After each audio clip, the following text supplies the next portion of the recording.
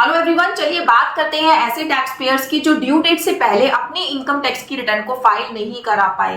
Reason कुछ भी हो सकता है, लास्ट डेट पे वेबसाइट काम नहीं कर रही थी, या फिर उनके पास डिटेल कंप्लीट नहीं थी, या फिर लास्ट डेट का उनको अंदाजा ही नहीं था। तो ऐसे टैक्स पेयर आप क्या करें? देखिए, अभी भी आपके पास टाइम है। आप 31 दिसंबर 2025 से पहले पहले अपनी फाइनेंशियल ईयर 2024-25 की रिटर्न को फाइल कर सकते हैं as a belated return. But क्योंकि आप रिटर्न लेट फाइल कर रहे हैं तो थोड़ी सी तो पेनल्टी पे करनी पड़ेगी। इस केस में आपको पे करनी पड़ेगी पेनल्टी ₹5000 की, अगर आपकी टोटल इनकम 5 लाख रुपीज से ज्यादा है। वहीं अगर आपकी टोटल इनकम 5 लाख से कम है तो आपको पे करनी होगी पेनल्टी ₹1000।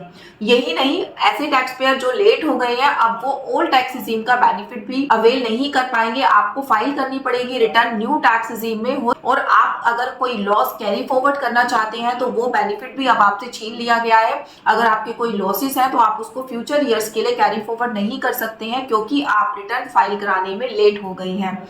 यही नहीं, आपको पे करना होगा इंटरेस्ट अंडर सेक्शन 234A-B-C।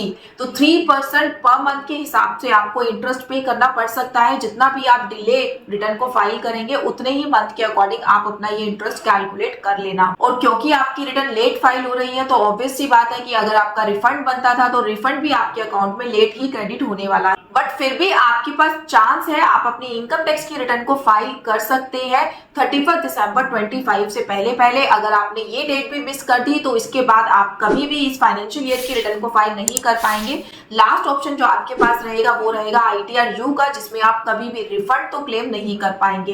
तो अगर अभी भी रिटर्न को फाइल नहीं किया है तो 31 दिसंबर से पहले पहले रिटर्न को फाइल कर लीजिए। Thank you so much.